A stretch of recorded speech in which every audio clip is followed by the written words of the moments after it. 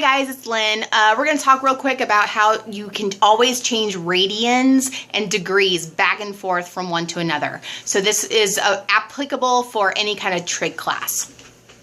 Okay, so switching degrees and radians is a pretty simple conversion, but many times in your classes I've noticed that it often gets overlooked by instructors because they just assume that you understand everything and you already know how to do this. So I want to just emphasize for a second what degrees and radians are. Degrees and radians are just two different ways to measure an angle, just like a centimeter or an inch are two different ways to measure length, all right? You can have a mile or a kilometer, two different measurements for the same length, all right? So that's the same thing as what a degree and a radian are. Radians is kind of like a foreign word to a lot of people. They've never seen it before.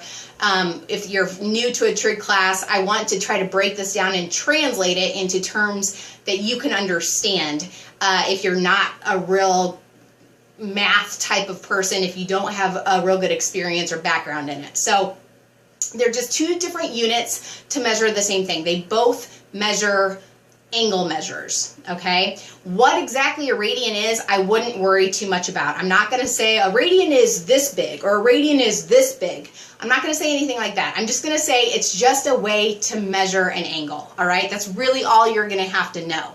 Now, going back and forth is going to be coming very handy for you.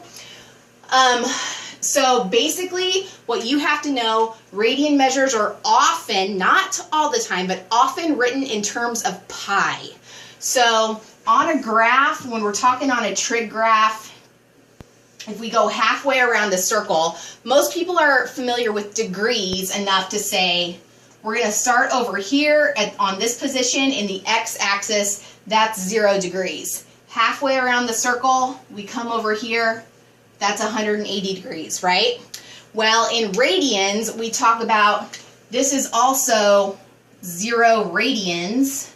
I'll just say rad for short. If we go halfway around the circle, we are going to be at pi radians. So approximately 3.14, that's what pi is. But we usually just say that's pi radians, that's half of a circle. So what that means is pi radians equals 180 degrees. That's your basic, that's your basis for most of your conversions, all of your conversions, in fact. So let's put some angle measures up here and see how this is going to work and how it's going to help you. So a lot of times they're going to say, convert your angles from degree to radians. So if I say I have a 150 degree angle and I want to convert it to radians, what you are always going to do, if you're going from degrees to radians, you are always going to multiply with any of these conversions, multiply by either 180 over pi or pi over 180, depending on which direction you're going. And the way I always remember it is the answer, that how I want my answer to end up goes on top. So if I'm changing from degrees to radians, I want my pi on top. Does that make sense? So 150 degrees times pi over 180 is going to give me my radian answer because the pi is on top. Does that make sense? The degrees, if you're used to science, the degrees are diagonal for each other, so they kind of cancel each other out. Then you're left with 150 pi over 180, and then it's really just a matter of reducing fractions. 150 over 180, however you want to do that on your calculator or whatever. 150 over 180 is what, 5/6? So that's 5 pi stays on top over 6.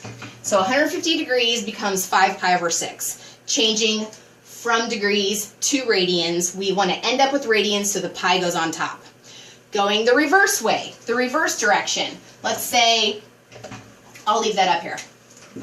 If I'm starting with 3 pi over 4 and I want to convert this to degrees, well, I want to convert 2 degrees So my degrees, 180 degrees over pi, degrees go on top, all right? Because that's what my answer to be. The pi's in this case are going to cancel because they're diagonal from each other.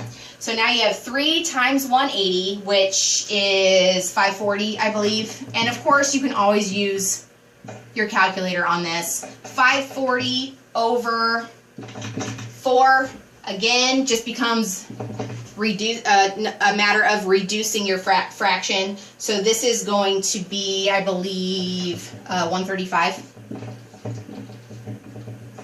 135 degrees. So you're always multiplying by either 180 over pi or pi over 180. Whatever you want your answer to be in goes on top. If you want your answer in degrees, 180 goes on top. If you want your answer in radians, the pi goes on top. So hopefully that helps. Just some little tricks every now and then. Hopefully that makes your life a little bit easier. So thanks, guys.